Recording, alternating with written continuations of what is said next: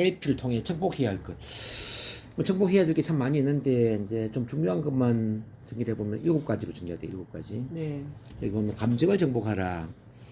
감정 중에서도 이제 부정적 정서, 네. 부정적 정서를 우리가 정복을 해야 됩니다.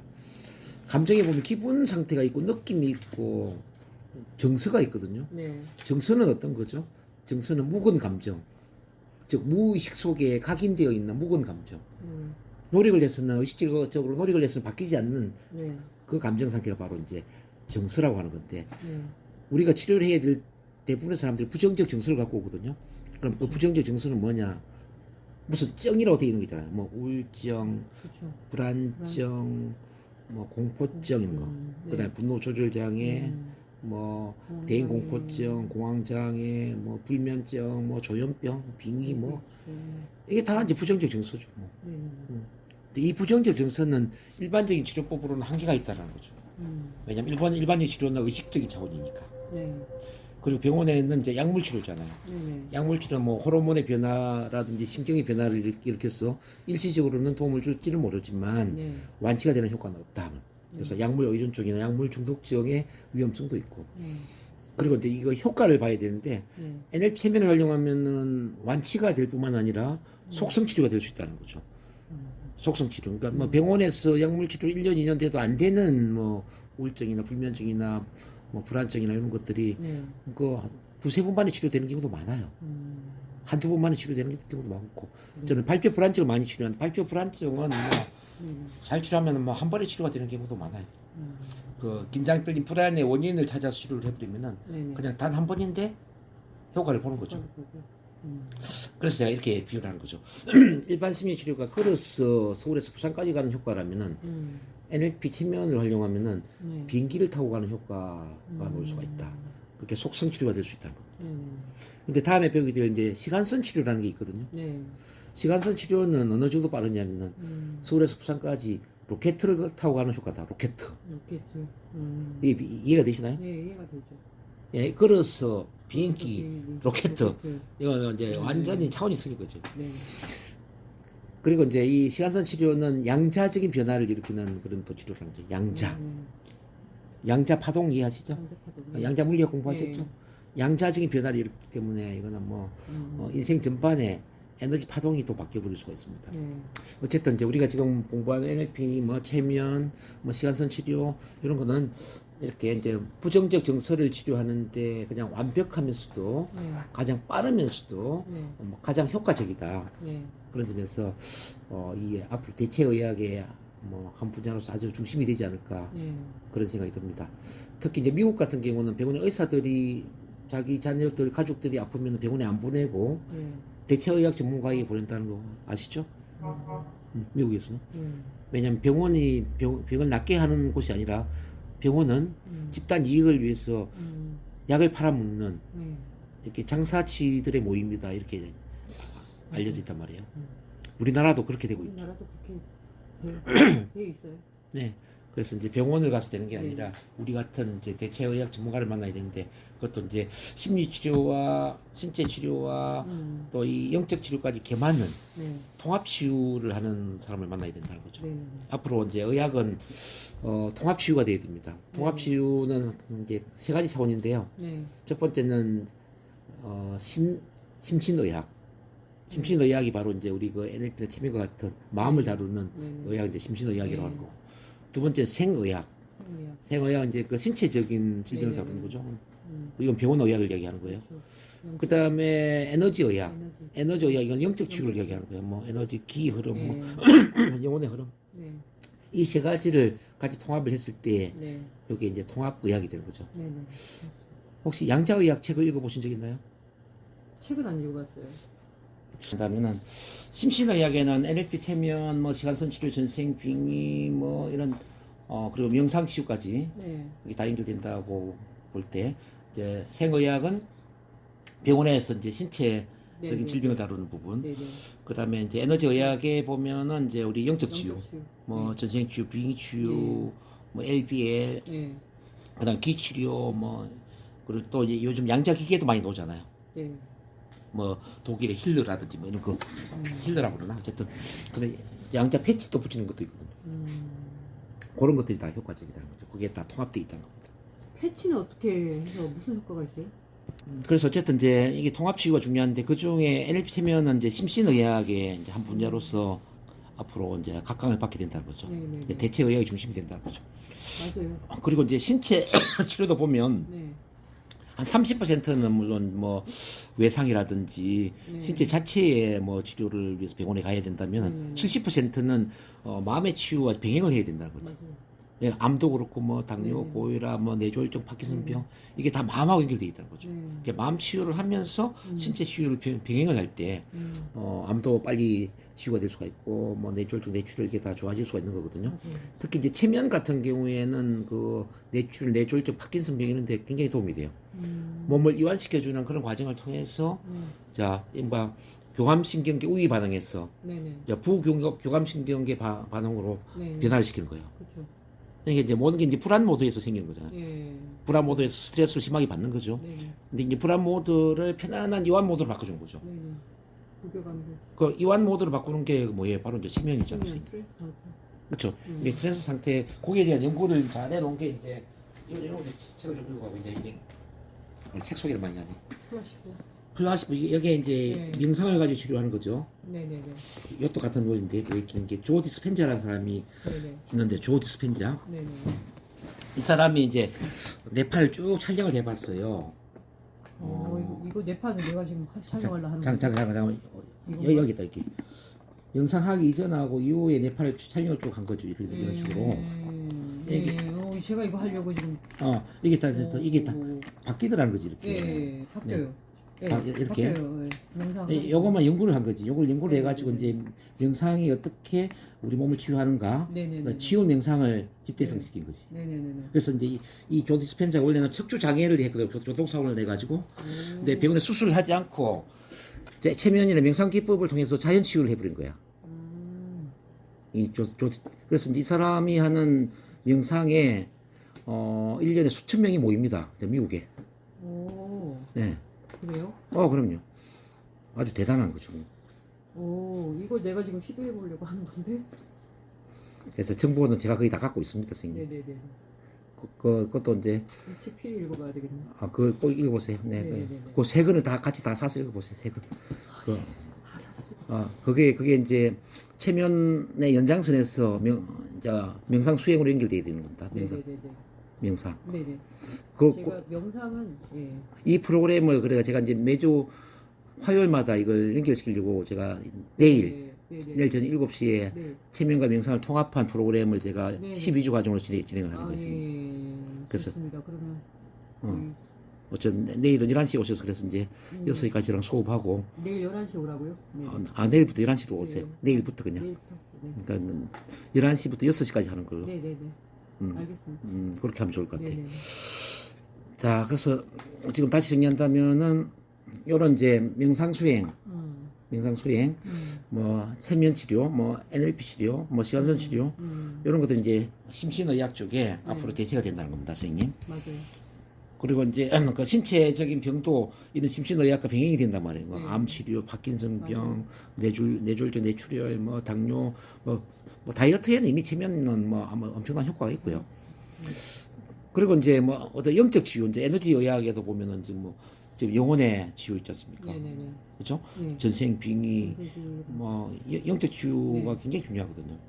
그래서 사실은 영적 치유가 됨으로써 완전한 치유가 되는 거예요. 영적 치유. 이제 까르마 해소까지 가야 돼. 쉽게 말하면 네네. 까르마. 없고. 그래서 신지학 공부도 해야 된다고 선생님. 아까 제가 설명했을 때 지금 드린 거. 네.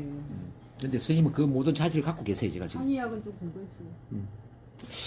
자, 그래서 이렇게 이제 감정을 정보해 부정적 정서를 치료하는 거는 엄청 중요하다는 말씀을 드립니다. 1번. 자, 그럼 2번 볼게요. NLP를 거기 정복하자. 몇 페이지? 페이지 8페이지 지금 하고 있습니다. 네. 8페이지? 네. 예, 거기. 8페이지. 거기 있네. 여기. 네. 자, 2번을 봅니다. 제한적 믿음을 변화시켜라. 네. 가장 바뀌지 않는 게 선생님 뭐라고 생각합니까?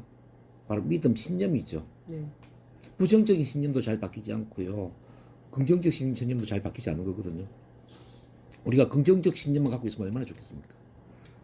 근데 부정적 신념, 잘못된 신념 때문에 병이 생긴다면 어떻게 생각하세요? 몸에 병이 생기고 마음에 병이 생긴다면. 근데 사람들은 잘못된 신념을 갖고 이단 종교에 빠지거나 잘못된 신념으로 사람을 죽이는 살인 행위를 하거나 범죄 행위를 하거나 자기 스스로를 또 자해하는 자살 뭐 이런 엄청난 문제를 일으키는 그 중심에 바로 제한적 신념, 제한적 믿음이 있다는 거죠. 그래서 우리가 NLP 통해서 이 제한적 신념을 바꿔주는 건 굉장히 중요하다고. 근데 이 제한적 신념에 세 가지가 있는데 첫 번째는 무력감이라는 거죠. 무력감. 많은 분들이 무력감에 빠져 있어요. 무력감. 이건 뭐냐면 다른 사람은 할 수 있는지 모르지만은 나는 할 수 없어라는 믿음이에요. 다른 사람은 치료를 잘할 수 있는지 모르지만 나는 치료를 잘할 수 없어. 다른 사람은 부자가 되었는지 모르지만 나는 부자가 될 수 없어. 다른 사람은 행복하게 살 수 있는지 모르지만 나는 행복할 수가 없어.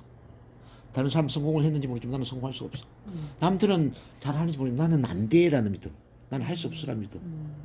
이게 무력감인데 제가 볼 때 10명 중에 8명은 무력감에 빠져 있었어요. 그렇죠. 거의 그렇죠.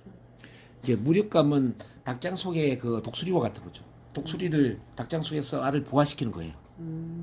닭장 속에서도 독수리가 깨어나서 네. 자 주인이 주는 먹이를 먹으면서 성장하는 거죠.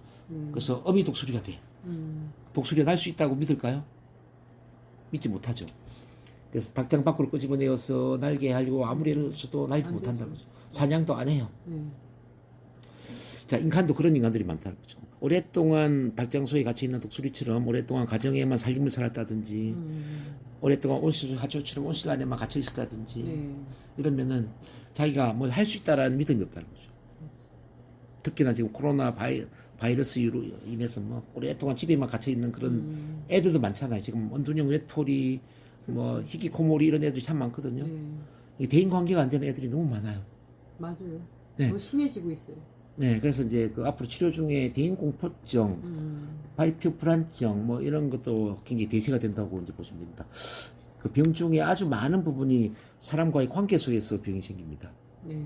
사람들 속에서 소통하지 못하고 네. 인정받지 못하고 네. 사랑받지 못하는 그런 과정에서 어느 순간에 나는 말을 잘할 수가 없어. 나는 친구를 잘 사귈 수가 없어. 나는 사랑받을 수 없어. 나는 뭐 결혼을 할 수 없어. 특히 이제 결혼에 대한 부정적인 시각을 갖는 사람들이 너무나 많거든요. 나는 결혼할 수 없어. 나는 좋은 여자를 만날 수가 없어. 뭐 이런 무력감에 빠지는 경우들이 참 많다는 거죠. 요걸 할 수 있다라는 쪽을 바꿔줘야 돼요. 근데 NLP에서 신념 변화 기법이 있는데 혹시 그거 배우셨는지 모르겠네요. 하위 양식을 통해서 신념 변화를 하는 거. 네? 아니, 그건 안 배웠어요. 그건 안 배웠어요. 네. 그러니까 배워야 될 거 안 배웠네. 네, 그건 안 배웠어요. 하위 양식을 통해서 이제 신념을 바꿔주는 거거든요. 신념 바꿔주는 건 배웠는데 금방 말씀하신 거 하위 양식, 하위 양식은 안 배웠어요. 세부 감각. 안 배웠어요. 그건. 하위 양식을 가지고 신념을 바꾸는 뭐 그런 게 있고요. 뭐 그 외에도 이제 신념 변화 아웃컴이라는 것도 있어요. 신념 변화 아웃컴. 뭐 그런 여러 기술들이 있는데 그걸 제가 다 훈련시켜 드리겠습니다. 그래서 어떤 신념을 변화시키라. 두 번째 그 제한적 신념에는 뭐가 있냐면 무가치감이라는 게 있거든요. 네네. 무가치가 뭐냐? 나는 가치가 없어. 나는 부족해. 네. 나는 보잘것없는 사람이야. 자기를 가치 없는 존재로 보는 이런 믿음. 네. 요게 주로 이제 그 만 18세 이전에 나를 둘러싼 의미 있는 타인을 통해서 만들어지는데 예를 들면 의미 있는 타인이라는 것은 부모님, 뭐 선생님, 이웃, 어른들, 친척들 이게 좀 나한테 영향을 주는 어른들을 의미 있는 타인이라고 얘기한단 말이에요. 네네네. 이분들이 나한테 어떤 이야기를 했느냐가 중요해요. 이 못난 놈, 이 찌질한 놈, 이 사고뭉치. 그러니까 이제 이 부정적인 말을 계속 하잖아요. 네. 그럼 나도 모르게 그 부정적인 말이 그대로 내 잠재의식에 스며드는 거죠. 네. 그래 나는 못났어. 나는 사고뭉치야. 난 찌질한 놈이야. 이렇게 일단은 한번 마음에 각인돼 버리잖아요. 네. 그러면은 우리 잠재의식은 그 부정적인 자아에 맞는 행동을 함으로써 그걸 증명하려고 그래. 내가 못난 놈이라는 믿음이 생기잖아요. 못난 행동을 하면서 못난 사람이라는 걸 증명하려고 그래요. 나는 부족한 사람이야. 부족한 행동을 하면서 부족함을 증명하려고 하고. 나는 머리가 안 좋아. 나는 돌대가리야. 이런 이야기 많이 듣잖아요. 네.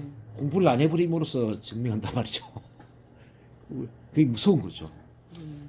그래서 대부분의 그 자아에 대한 믿음은 만 18세 이전에 형성이 되는데 일단 자아 개념이 형성이 돼 버리면은 그 만 18세 이후에는 이게 인생 전반을 통해서 이제 바뀌지 않으면서 인생 전반을 통해서 계속 그 자아 개념을 증명하려고 한단 말이에요.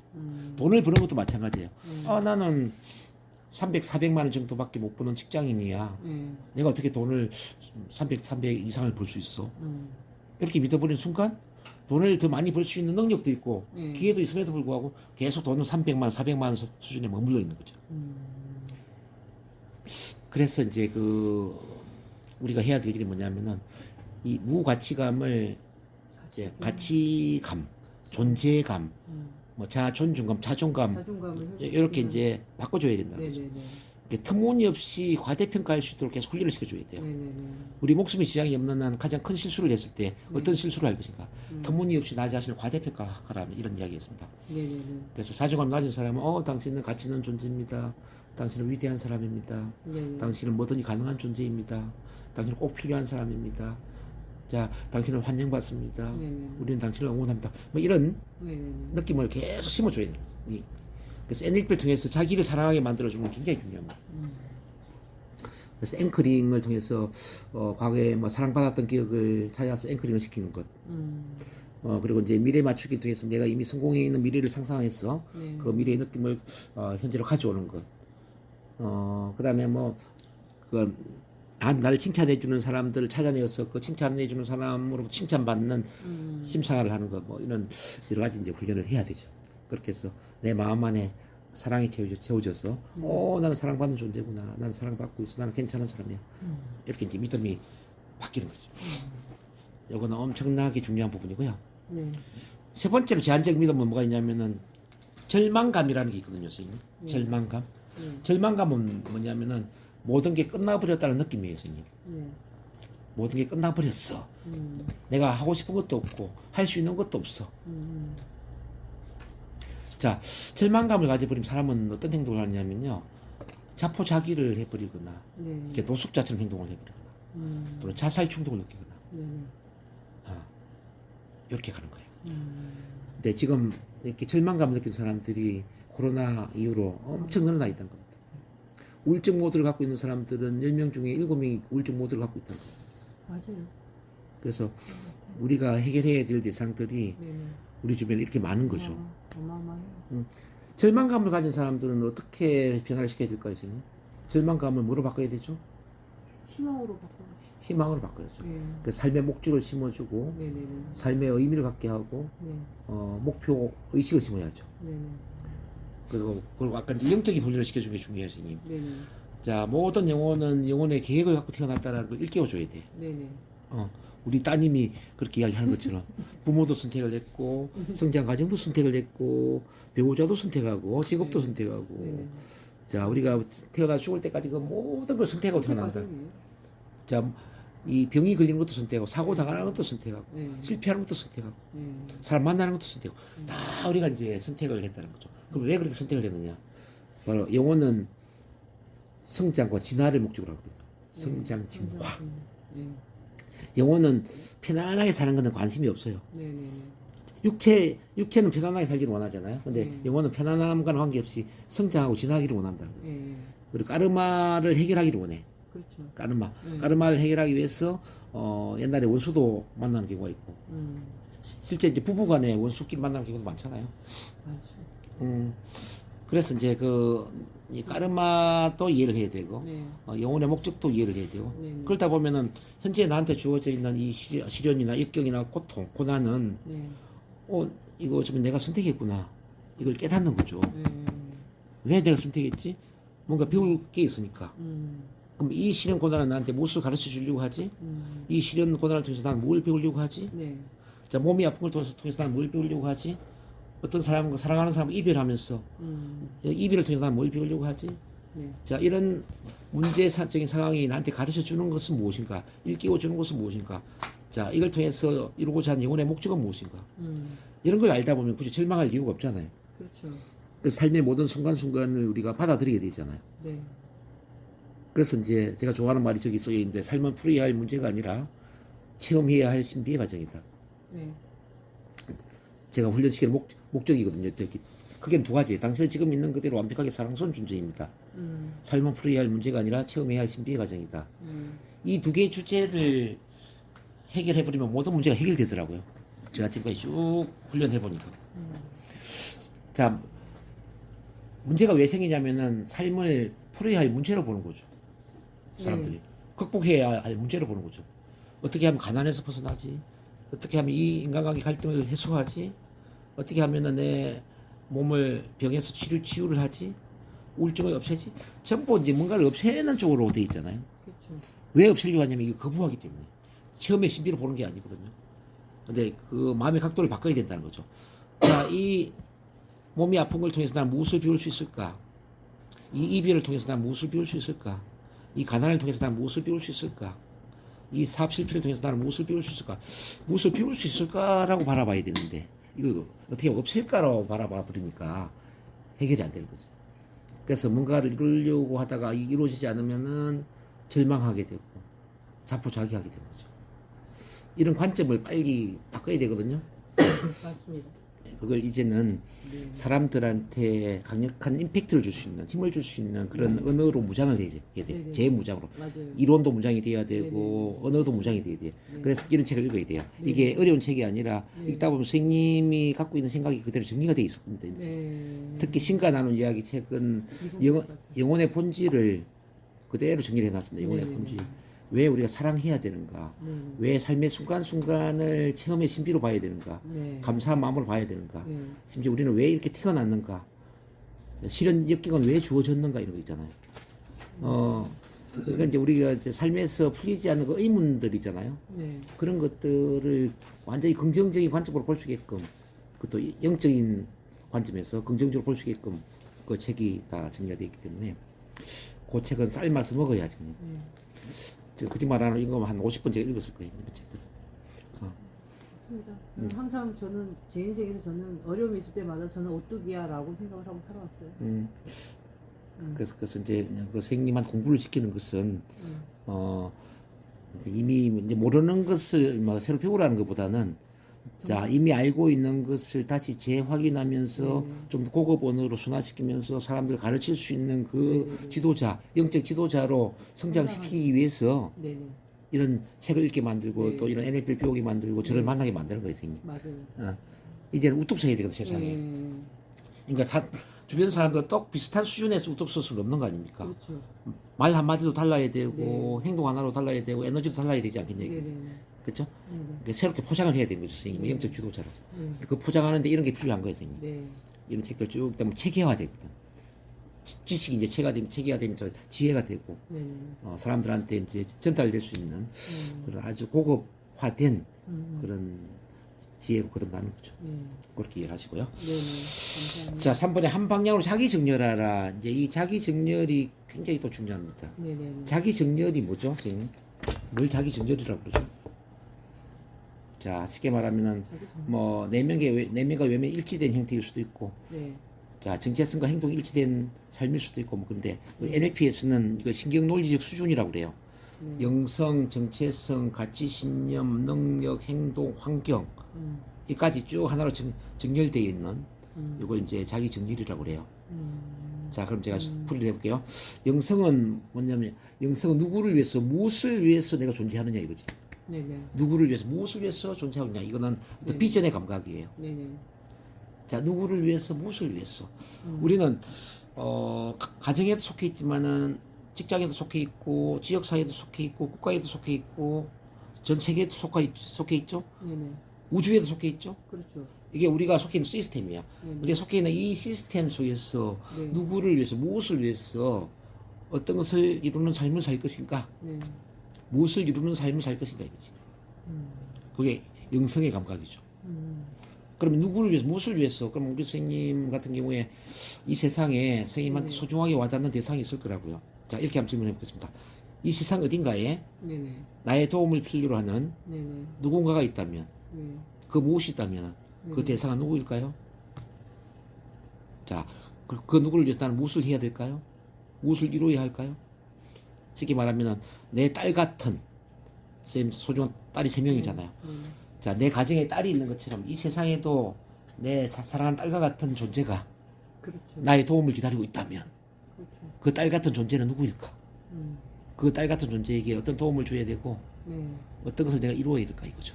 요게 비전에 대한 감각이자 영성에 대한 감각이라고 했어요. 그러면 선생님은 이제 이미 뭐 제가 볼 때 갖고 있어요. 저기 뭐 영성 지도자니까, 영성 치유사니까 이 땅에 고통받는 분들, 아픈 분들, 힘든 분들, 뭐 어떤 심리적인 문제, 정신적인 문제를 갖고 있는 분들, 신체적인 문제를 갖고 있는 분들, 이분들이 다 선생님의 도움을 필요로 하는 사람들이죠. 맞아요. 그분들을 위해서 나는 무엇을 이룰 것인가? 이게 영성의 감각이란 거예요, 선생님. 이해되시나요? 네네네. 그러니까 두 번째 정체성은 뭐냐면은 네. 그런 비전을 수행하는 나는 누구인가? 나는 누구인가? 네. 다른 사람들과 차별화된 음. 차별화되는 독특한 존재로서 나는 누구인가? 그리고 나한테 주어진 임무와 사명은 무엇인가? 나한테 주어진 임무와 사명은 무엇인가? 네. 이 사명에 대한 감각이 정체성입니다. 음. 그럼 제가 볼 때 선생님은 영적 치유사예요. 제가 볼 때는. 또는 통합 치유사, 대체의학 전문가라는 네네. 어떤 정체성이 있다면은 네. 세면에 주어진 임무와 사명은 뭐냐면은 자 몸과 마음 영혼에 아픔과 상처가 있는 사람들이 자 치유가 되었어 기적적인 치유가 되었어 온전한 자기 삶 자신의 삶을 살 수 있도록 도와주는 것 요게 사명이 되게 된다고 네네. 생각합니다. 이미 선생님 사명도 갖고 있어 제가 볼 때는 제가 정리가 안 돼 있을 뿐이지. 네. 자 그래서 이 사명의 감각이 이제 정체성을 만들었어요. 네네. 세 번째 가치 신념이에요. 가치 신념. 그럼 나는 왜 이 비전과 사명을 이루어야 되지? 그 이유, why. 왜 내가 이 일을 해야 되지? 네. 이 비전을 가져야 되지? 네. 어떤 그 비전 사명에 대한 당위성, 동기부여, 이유에 해당되는 게 바로 이제 가치 신념이라는 겁니다. 그럼 아마 선생님 가슴 속에 뜨거운 어떤 느낌이 있을 거야. 나는 사람을 사랑하기 때문에 또는 사람을 돕고자 하기 때문에 모든 사람은 행복할 권리가 있으니까 자 모든 지금 이 21세기는 치유의 시대이고 대체의학의 시대니까 자 그리고 난 하늘이 나한테 주신 어떤 치유의 재능을 내가 10분 발휘해서 사람을 살려야 되니까 뭐 어떤 세만의 이유가 있을 거라고요. 그 이유를 찾느냐 찾지 않느냐는 굉장히 중요하죠. 그 이유가 강하면 강할수록 비전 사명을 이루는 영성이나 정체성도 더 강해지겠죠. 그렇죠. 그렇지 않겠습니까? 네네네. 그럼 이제 이렇게 가치 신념 차원의 가치관이 정립이 되었어요. 그 다음에 이제 능력이죠, 능력. 그렇다면 내가 이 비전 사명을 이루기 위해서 내가 어떤 능력을 발휘해야 할까? 어떤 능력을 갖추어야 할까? 어떤 자격을 갖춰야 될까? 어떤 핵심 역량을 키울 것인가? 네네. 내가 가만히 있으면 안 되잖아요. 내 능력을 키워야 되지 않겠습니까? 네네네. 그럼 체면 치료사가 돼야 되겠구나. NLP 치료사가 돼야 되겠네. 네네. 전생비 영혼의 치료를 잘해야 되겠네. 신체 몸 치료도 잘해야 되겠네. 그럼 선생님이 해야 될 역량들이 쭉 나올 거라고. 많아요. 그래서 선생님이 뭐 여기 오신 거예요. 많아요. 그 능력을 키우기 위해서. 네, 많아요. 그게 이제 행동 차원으로 이루는 거예요, 행동. 그렇다면 그 비전 사명을 이루고 이런 능력을 갖추기 위해서 오늘 당장 내가 뭘 해야 되지? 행동 계획이 나오지 않겠습니까? 네. 그래. 월, 화, 수, 여기 와서 공부를 하자. 네. 딸 집에서 3일 동안 공부를 하자. 행동 계획이 나온다고요. 맞아요. 자, 그럼 마지막 환경. 그럼 그 비전 사명을 언제 어디서 누구랑 함께 이룰까? 자, 환경적 맥락이 나오지 않겠습니까? 언제 어디서 누구와 함께? 언제 일단 저의 도움을 받아야 될 것이고 정동 교수와 함께 네. 자 지금 당장 NLP를 공부하면서 체면을 공부하면서 자 어디에서 자 계룡산에 예를 들어서 뭐 이렇게 나오겠죠 세종시에 그럼 쭉 보세요 영성 정체성 가치 신념 능력 행동 한계가 쭉 하나로 이어집니까? 네. 이해서요. 이어지죠? 네. 여기 한 방향 자기 정렬인 거죠. 여기 이게 되어 있는 사람과 되어 있지 않는 사람은 큰 차이가 나겠죠. 그렇죠. 한 방향 자기 정렬이 되어 있는 사람은 흔들림이 없어요. 네. 아무리 바람이 불고 태풍이 불어도 배는 항해를 하는 것처럼 자기가 원하는 방향으로 쭉 가는 거지. 네. 근데 자기 정렬이 안 되어 있는 사람은 어떠냐면은 흔들린단 말이죠. 네. 파도에 휩쓸리는 탁구공처럼 일이 잘 될 때는 순조롭게 가다가 일이 안 될 때는 포기하는 거죠. 대부분 사람들이 인생이 왜 꼬이느냐 한번 생각해봐요. 파도에 휩쓸리는 탁구공처럼 인생을 살잖아요. 그렇죠. 상황에 맞게 막 인생을 사는 거죠. 뭐 손금 쓰인 대로 막. 맞아요. 주어진 삶을 사는 거지. 주어진 삶을 산다라는 것은 노예의 삶을 사는 거거든요. 노예의 삶이냐 주인의 삶이냐 차이를 결정한 게 뭐냐면은 내 방향성이 정해져 있느냐 없느냐의 차이죠. 그래서 한 방향 자기 정렬은 강력한 어떤 방향성을 만들어서 내가 항해를 하는 배처럼 인생이라는 배를 항해하는 거예요. 네.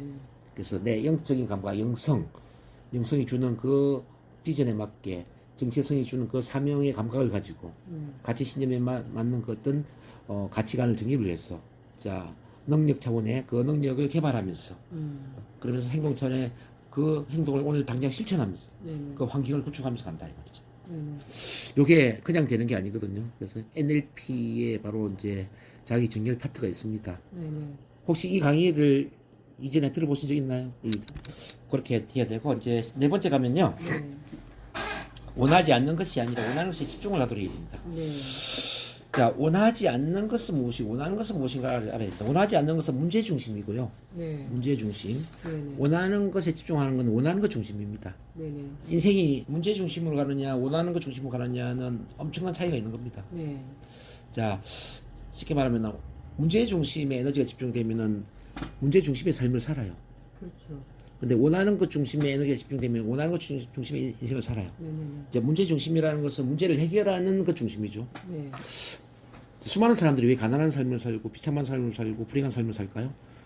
바로 문제 중심의 삶을 살거든요. 그 사람들은 문제를 해결하는 데 급급하거든요. 뭔가 이루는 데 급급하지 않거든요. 그렇죠.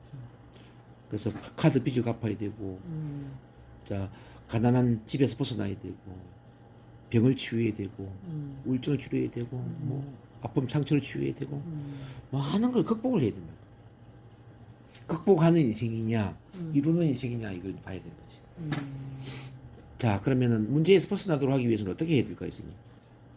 문제보다는 원하는 것에 집중하도록 만들기 위해서는 어떻게 하면 좋을까요?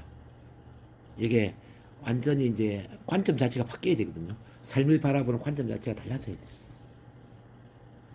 자, 삶을 바라보는 관점이 편협되어 있기 때문에 문제에 집착되는 거예요. 그래서 우물한 개구리에서 우물 밖을 놓도록 도와줘야 된다는 거죠. 네네. 문제는 우물과 같은 거거든요. 네네. 우물 속에서 세상을 보면 우물만 보이겠죠. 네. 그래서 우물한 개구리란 말을 하는 거 아닙니까? 네네. 자, 문제 속에서 문제를 바라보면 문제만 보이는 거예요. 그렇죠. 문제 속에서 세상을 바라보면 문제 외에 다른 건 안 보이는 거예요. 네네네. 자, 그럼 이렇게 비유를 하면 자, 우물 안에 빠지는 개구리를 우물 밖에 나오게 도와준 거예요, 선생님. 네네. 우물 밖에 나와 보니까 산도 보이고 강도 보이고 뭐 물도 있고 나무도 있고 뭐 바다도 있고 좋은 게 너무 많아요. 그렇죠. 그럼 이 개구리는 우물에 신경을 쓸까요, 안 쓸까요? 신경을 안 쓰죠. 신경 안 쓰고 자기가 원하는 쪽으로 가겠죠. 가겠죠. 산으로 가거나 바다로 가거나 네네. 개구리가 원하는 쪽 갈 거예요. 네네네. 우물에 집착하지는 않을 거예요. 그렇죠. 인간도 마찬가지라는 겁니다. 네네네. 자, 문제라는 우물에 빠져서 세상을 보니까 문제만 보이다가 문제 밖을 나오게 만드는 거죠. 네네. 문제라는 우물에 빠져나와 밖을 나오게 만들어서 자기 재능도 보고 장점도 보고 자기 꿈도 보고 가치도 보고 비전도 보고 목표도 보고 사랑하는 사람도 보고 뭐 넓은 세상을 보고 넓은 세상뿐만 아니라 자기 인생 전체를 보게 만드는 거죠. 네네. 그러면 근데 그렇게 보면 이제 문제가 너무너무 작게 보이겠죠. 네. 자, 문제가 너무너무 작게 보일 때 문제에 신경을 쓸까요? 문제 신경 안 쓰죠. 그때 이제 인간은 원하는 쪽으로 에너지가 발산된단 말이에요. 그렇죠. 재능을 발휘하고 네. 가치를 실현하고 네네. 열정을 발산하고 네. 비전을 이루려고 하고 맞아요. 이렇게 해서 이제 인생이 달라지는 거거든요. 맞아요. 그래서 이제 NLP의 역할 중에 아주 중요한 게 바로 문제라는 우물에서 빠져나오게 만들어줘야 된다는 겁니다. 선생님. 자, 그러면 개구리는 막 건져주면 되는데 어떻게 하면 인간을 이 문제 속에 빠지는 사람을 문제 밖으로 빠져나오게 만들어줄 수 있나? 어떻게 하면 좋을까요? 이게 우리가 해야 되는 아주 중요한 역할이거든요. 맞아요. 어떻게 하면 문제라는 우물에서 빠져나오게 만들죠? 이게 참 어려운 일인데 글쎄요, 저는 항상 그럴 때는 그렇게 얘기해요. 산속에 문제를 선생님 문제를 긍정적으로 또는 감사의 마음으로 바라보지 않으면 문제에서 벗어날 수가 없어요, 선생님. 그래서 이런 책을 읽어야 돼. 맞아요. 그런 건 그런 것 같아요. 아, 이런 영적인 책을 읽어야 될 이유가 뭐냐면은 문제에 감사한 마음을 가져야 되거든요. 네, 맞아요. 문제를 나쁘게 보고 문제가 나한테 피해를 준다고 보고 문제가 나한테 도움이 안 된다고 생각을 해버리면은 계속 문제를 없애려고 한단 말이에요. 그렇죠. 문제를 없애려고 해서 문제가 없어지는 게 아니에요, 선생님. 문제는 맞아요. 문제는 받아들여야 돼. 문제를 긍정히 받아들여야 돼. 있는 그대로 받아들이면서 감사한 마음을 가져야 돼. 아, 이 문제도 참 감사한 일이다. 네네. 이 문제를 통해서 내 인생이 긍정적으로 바뀔 수가 있다. 네네. 이 문제를 통해서 나는 배울 수 있는 게 참 많다. 네. 문제가 주는 교훈은 뭘까? 네. 이런 문제가 일어났으니까 앞으로 내 인생이 어떻게 달라질 수 있을까? 이런 문제를 통해서 나는 어떻게 성장할 수 있을까? 이런 관점에서 바라봐야 되거든요. 그래야 문제를 받아들이죠. 맞아요. 그래서 다시 저 문제로 가는 삶은 풀어야 할 문제가 아니라 체험해야 할 신비의 과정이다. 삶의 모든 순간을 체험의 신비로 보는 거죠. 아, 이것도 감사한 일이구나. 네. 이것도 감사한 일이구나. 자, 날씨를 본다면 맑은 날씨도 감사한 일이네. 맞아요. 체험 삶의 현장이에요, 정말. 네, 구름이 끼는 날씨도 감사한 일이네. 네네네. 비가 오는 날씨도 감사한 감사한 일이네. 일이네. 눈이 오는 날씨도 감사한 일이네. 네. 추운 날씨도 감사한 일이네. 예, 모든 게 감사한 일이 돼야 돼요, 선생님. 맞습니다. 그래야만 문제랑 우물에 벗어날 수 있어요, 선생님. 문제 우물에 빠져 있다는 건 집착되어 있다는 거거든요. 집착. 문제를 나쁘다고 생각한단 말이죠. 그러니까 시시비비를 하는 거죠. 이 분별을 하는 거지. 분별을 하면 안 돼. 문제인 것과 문제 아닌 것을 계속 구분해버리면 안 돼요.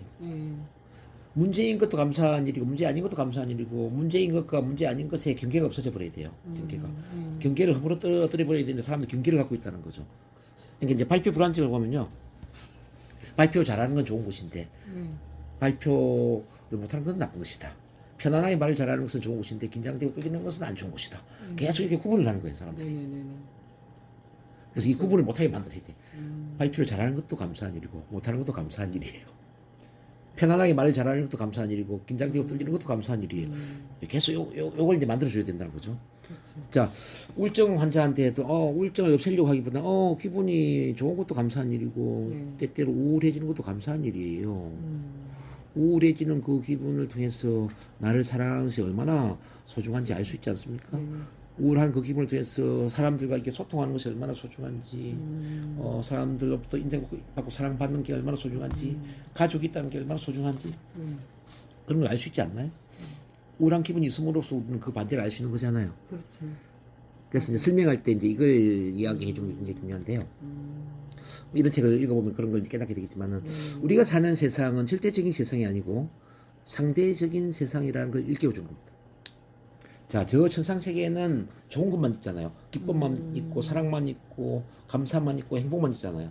근데 이 지구촌의 삶은 기쁨이 있으면 슬픔이 있잖아요. 자, 즐거움이 있으면 고통이 있잖아요. 성공이 있으면 실패가 있고 행복이 있으면 불행이 있잖아요. 정반대가 다 존재하죠. 왜 우리는 정반대가 존재하는 이 세상에 태어났을까요? 이걸 빨리 깨우쳐야 돼요. 왜 우리는 정반대가 존재하는 세상에 태어났을까? 좋은 것만 있는 세상에 태어나면 얼마나 좋았을까라는 거지. 사람들은 그걸 원하거든. 근데 좋은 게 모르잖아요. 좋은 것만. 바로 그거예요, 선생님. 좋은 것만 있으면 좋은 걸 것을 몰라요. 알 수가 없어요. 네. 정반대를 경험하면서 더 좋은 게 그 반대를 우리는 알 수가 있단 말이죠. 그렇죠. 추위가 있으니까 따뜻함의 소중함을 아는 겁니다. 실패를 함으로써 성공의 소중함을 아는 겁니다. 네네네. 사람과 헤어져 봄으로써 만남의 소중함을 아는 겁니다. 그렇죠. 그렇죠? 네네. 슬픔을 통해서 기쁨의 소중함을 아는 것이고. 네네네. 그래서 정반대는 그 반대를 위해서 아주 소중한 경험이라는 거죠. 하늘에 별이 빛나기 위해서는 하늘이 하늘이 검해야 어두워야 한다. 그래서 어둠은 나쁜 게 아니다. 어둠도 감사한 일이다. 그렇죠. 이렇게 이제 삶의 시련 고난도 마찬가지죠. 시련 고난이 있음으로 인해서 우리는 성장할 수 있다는 거죠. 시련 고난이 없으면 성장할 수 완전히 없죠. 있고. 자, 비유적으로 종소리가 큰 소리를 내기 위해서는 종은 아파야 된다는 겁니다. 네네네. 종 많이 아플수록 큰 소리를 낸다는 겁니다. 네네네. 그렇지 않아요? 맞아요. 진짜 조개가 진주를 만들기 위해서는 모래를 많이 먹고 조개도 많이 아파야 된다는 거지. 맞아요. 이게 삶의 원리거든요. 네네네. 근데 이제 우리한테 오는 분들은 다 어떤 생각을 하고 있냐면, 왜 나한테 이런 문제가 생겼을까? 왜 내가 나만 아플까? 그래요. 왜 통증이 있을까? 왜 우울증이 걸렸지? 왜 암에 걸렸지? 왜 나는 인간관계 안 좋지? 이거 어떻게 하면 없애지? 이렇게 문제에 집착돼 있다는 거죠. 그렇죠. 즉 문제에 빠져 있는 거죠. 빠지는 거. 그래서 이제 문제라는 우물에 빠져나오게 만드는 것은 문제 자체를 감사하게 바라보는 마음을 계속 심어줘야 된다는 거예요. 이게 그럼 어떻게 해서 심어지겠어요? 입으로 말을 해야 될 거 아닙니까, 선생님? 그렇죠. 언어를 통해서 네네. 순화 교육을 시켜야 될 거 아닙니까? 네네네. 그럼 내가 그런 마인드를 갖지 못하고 내가 그런 말을 할 수 없으면은 치료가 안 되는 거잖아요. 그렇죠. 그래서 치료 중에 아주 많은 부분을 차지하는 게 바로 언어 능력이에요. 감사의 마음을 키워주고 긍정적인 관점을 만들어주고 삶을 모두 감사와 긍정으로 바라보게 만드는 이 언어, 이 설득력, 이걸 키워야 된다는 거지. 이걸 체면 속에서 하면 어떨까요? 체면을 건 상태에서 하면 훨씬 효과적이겠죠. 효과가 빠르게 체면을 걸어놨는데 내가 언어적으로 긍정적인 힘은 주지 못해. 네네네. 그럼 이건 뭐냐면 배는 갈라놓고 수술 못하는 거랑 똑같아요. 맞아요. 배만 갈라놓으면 뭐예요? 수술을 해야 될 거 아닙니까? 맞아요. 그래서 이제 체면은 배를 가르는 거예요. 체면을 그린다는 것은 배를 갈라놓는 것이고, 네. 그 다음에 그 언어적으로 우리가 이제 NLP 관점 바꾸기나 뭐 NLP 치료라는 것은 바로 그 배를 가는 상태의 수술하는 거죠. 수술하고. 그래서 체면 NLP를 아주 유기적으로 잘 다뤄야 된다. 언어의 달인이 돼야 되고 네. 관점의 달인이 돼야 되고 그리고 또 영적으로 성장해야 되는 이유는 뭐냐면요. 네. 우리가 영적으로 성장을 해야만 그 사람들을 리드할 수가 있어요. 맞아요. 영적으로 성장한 사람이 어떤 말을 하기 때문에 그게 그 사람 잠재의식에 스며드는 거죠. 네. 아 그렇네 네. 맞네 네네. 그래서 예수님과 한 시간 대화를 하면 모든 상처가 치유가 되는 것처럼 네. 예를 들어서 우리 뭐 좀 영적으로 좀 그 성장한 뭐 법정 스님이라든지 뭐 네. 이렇게 또 교회 이제 유명한 또 목사님이라든지 또 뭐 성당의 신부님들 이런 분들과 대화하면은 네. 뭔가 영적으로 감화받는 느낌이 있을 거 아니에요, 그죠? 아무래도 치유되는 느낌, 성장하는 느낌. 그 이제 의식이 높은 분과 그냥 함께 하는 것만 해도 치유가 된다는 거죠. 그래서 우리가 이제 그런 의식이 높은 의식 지도자가 되어야 되는 이유는 그 의식이 높은 상태에서 그 사람들의 의식을 변화시켜 줄 수 있고 네네네. 부정적인 관점을 긍정적으로 바꿔줄 수가 있고 네네네. 또 문제에서 벗어나도록 이끌어줄 수 있기 때문에 네네. 우리가 영적 성장하는 건 굉장히 중요하다는 네. 거죠. 그래서 이런 책들은 그런 성장을 이끄는 데 많이 도움이 될 거예요. 네. 자 그렇게 하면 이제 문제에서 벗어나서 이제 에너지가 어디로 갈까요? 바로 원하는 것으로 가는 겁니다. 네네네. 굳이 원하는 걸 뭐 이야기를 안 해주더라도 모든 사람은 자기 알아서 원하는 걸 찾아갑니다. 원하는 걸 집중하게 되고요. 5번에 인간관계를 정복하라. 인간관계는 앞서 제가 설명을 드렸지만은 바로 이제 NLP에서는 그 라포의 힘을 굉장히 중요하게 다룹니다. 어떻게 라포 형성을 잘할 것인가. 네. 그래서 이제 관심과 사랑을 가지고 상대방을 이해를 하고 네. 그러면서 상대방한테 충분히 맞추기를 하는 겁니다. 네. 언어적인 맞추기뿐만 아니라 음성의 맞추기, 신체의 언어의 맞추기, 맞추기를 쭉 하다 보면은 자, 마음이 편안해지면서 믿음 신뢰가 구축이 되고 라포 형성이 되고요. 네네. 이때 리딩이 되면서 네. 이끌기를 하면은 바로 원하는 결과 변화가 일어난다는 거죠. 그건 앞서 제가 설명을 드렸고요. 네. 이제 커뮤니케이션을 정복하라. 지금 이제 커뮤니케이션도 제가 많은 이야기를 드리고 있는데 네. 왜 우리가 언어의 달인이 돼야 되느냐 이게 참 중요합니다. 언어의 달인. 우리는 언어라는 돌을 던져서 마음이라는 호수에 네네. 파문을 불러 일으키는 일을 하는 사람이거든요. 네네. 우리가 하는 한마디 한마디의 말은 내담자의 그 마음에 파문을 불러 일으킨다는 이야기죠. 네네. 옛날에 우리 퐁당퐁당 노래 기억나시죠? 선생님? 네네. 돌을 던지면 어때요? 퐁당퐁당 돌 화장이 던지면 일어나죠. 파문이 일어나죠? 파문이 일어나죠. 파문이 일어나서 이게 저 건너편에 나무를 씻고 있는 우리 누나의 손등을 간지러 줍니까? 그렇죠? 그렇죠. 작은 파문이라도 어쨌든 네. 파문이 갈 거예요. 네네. 감이 가죠. 자, 우리 언어도 마찬가지. 우리가 어떤 말을 하면 그 언어가 네. 우리 신경계 전체에 파문을 불러 일으킨다는 이야기. 네네네. 그래서 우리가 하는 말은 바로 치유의 언어가 돼요. 치유. 자, 우리가 하는 모든 말은 치유를 일으키는 그 말이 되야 된다는 네. 거죠. 그래서 이제 긍정의 언어, 사랑의 언어, 감사의 언어, 그 사람에게 삶에 의미를 심어주는 언어, 이제 언어 자체가 완전 이제 치유를 이끌어내는 언어가 돼야 돼요. 네네. 그러기 위해서 이제 치유의 언어는 별도로 또 있거든요. 우리가 일상적으로 말하는 언어가 또 틀려요. 네네. 그래서 커뮤니케이션 테라피스트 훈련을 제가 시키는 겁니다. 언어만 아예 제가 교재를 만들어 놨죠. 네네. 그래서 어떻게 대화할 것인가, 기본적으로 대화 요령 어떻게 상담할 것인가, 상담의 언어, 그리고 체면을 걸듯이 말을 하기 위해서는 어떻게 체면을 걸듯이 말을 할 네네. 것인가, 네. 체면에서 깨어나게 만들기 위해서는 어떻게 할 것인가. 네네. 즉 잘못된 신념을 갖고 있을 때 어떻게 하면 잘못된 신념에서 깨어나게 만들 것인가, 이게 중요하겠죠. 내 남자 잘못된 생각을 하고 있는데 뭐 망치를 두드리듯이 이렇게 돌직구를 해서 안 되지 않겠습니까? 그렇죠. 예를 들어서 저는 대학 시험에 떨어졌어요. 저는 죽어야 돼요. 이렇게 낙담하고 있는 아들한테 죽으라고 하면 안 되죠. 자 보세요. 엄마 저 대학 시험에 떨어졌어요. 저 같은 놈은 죽어야 돼요. 이렇게 할 때 어떻게 이야기를 하면은 아들이 힘을 얻겠냐 이 말이죠. 자 이렇게 이제 NLP는 길게 말을 할 필요도 없어요. 한마디로 말을 하는 거지. 애야 혹시 시험에 떨어졌는데 그 다음에 재수해서 더 좋은 대학에 들어간 사람은 없었니? 이렇게 한마디 딱 물어주는 거죠. 이게 이제 받을 작법이거든. 받을 작법. 한마디 질문으로서 생각을 전환시키는 거죠. 자, 연애를 하는 두 사람이 있다고 생각해볼게. 당신 오늘도 늦게 왔네요. 나를 사랑하지 않는가 봐요.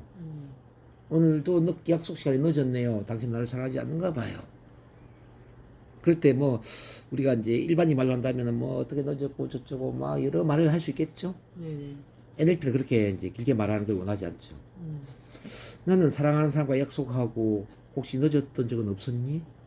이렇게 한마디 질문하는 거죠. 너는 사랑하는 사람과 약속을 하고 늦었던 적은 없었니? 느낌 어때요? 사랑하는 사람이 된 것 같아요. 그런 적이 있겠죠, 그죠? 그죠. 생각을 해보게 만드네. NLP는 이렇게 한마디 말로써 네. 바늘로 찔러서 따끔하게 그런 통증을 느끼게 만드는 것처럼 네. 자, 한마디 질문으로서 그 마음에 파문을 빌려 일으키는 거죠.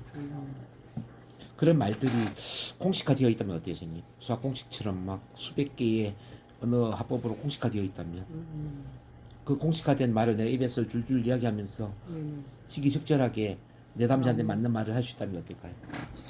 그 사람 나랑 대화만 하는 것만 가지고도 치유가 되죠. 치유가 되고 변화가 되고 네. 예 그렇게 되는 겁니다. 네. 그래서 이제 커뮤니케이션을 정복하는 게 아주 중요한데요. 네.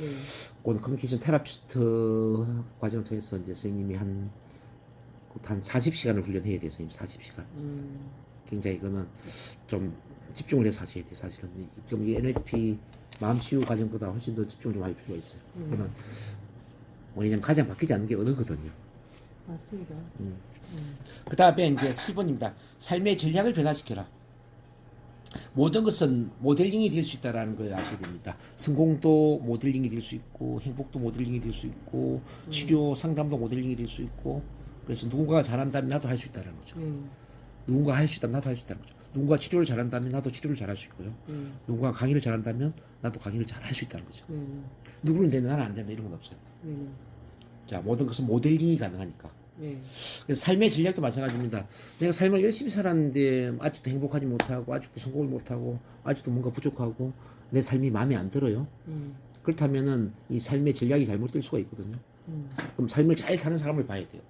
아주 행복하게 사는 사람, 아주 자기 정렬이 잘 되어 있는 사람. 저 사람은 어떻게 해서 행복하지? 저 사람은 어떻게 해서 자기 삶의 목적에 맞게 영혼의 삶을 살 수 있을까? 그게 다 이유가 있거든요. 그런 전략을 다 가져와서 나도 그 사람처럼 그 전략을 따라가는 겁니다. 앞서 제가 이제 한 방향 자기 정의를 설명하는 것처럼 영성, 정체성, 가치, 신념 쭉 이어진 자기 정의를 통해서 자기 정렬된 삶을 사는 것처럼 그런 걸 따라하는 겁니다. 그럼 삶의 전략이 바뀌겠죠. 모방. 그래서 우리가 이제 치료를 할 때 내담자의 그 삶의 전략을 봐야 돼요. 이제 이 사람은 불행하면 불행한 이유가 있는 거거든요. 가난하면 가난한 이유가 있는 것이고 관계가 안 좋으면 관계가 안 좋은 이유가 있단 말이죠. 이런 걸 쭉 분석을 해서 그 사람 전략을 바로 잡아줘야 돼요. 그래서 미래 방향 설정도 해서 비전도 만들어주고 사명도 심어주고 그 사명스러워서 비전 로드맵 이런 것도 만들어줘야 돼요. 그 성공 코칭에서 제가 또 이야기 다 해드리는 거거든요. 위대한 삶을 살기 도와주는 거죠. 위대한 삶의 전략이라고 보시면 되죠. 쉽게 말하면. 이렇게 해서 이제 우리가 성공 전략을 코칭을 해주는 겁니다. 삶의 성공 전략을 코칭해 주면은 사람마다 이제 비전도 다르고 사명도 다르지만은 그 어떤 전략에 맞게 우리가 코칭을 해주면요, 그 사람이 자기 자신의 본의의 위대한 삶을 살 수 있도록 우리가 인도할 수가 있죠. 그래서 이제 중요한 거는 치료만 하는 게 아니라 보세요. 지금 1단계는 감정, 부정적 감정이나 제한적 신념이나 치료를 했잖아요, 그죠? 치료 다음에 뭐 했죠? 한 방향 자기 정리를 시켰잖아요. 자, 영성의 비전 감각을 비전 설정을 하고 사명 그다음에 가치 신념 뭐 능력 개발 쭉 이렇게 이제 한 방향 정렬이 될 수 있도록 목표까지.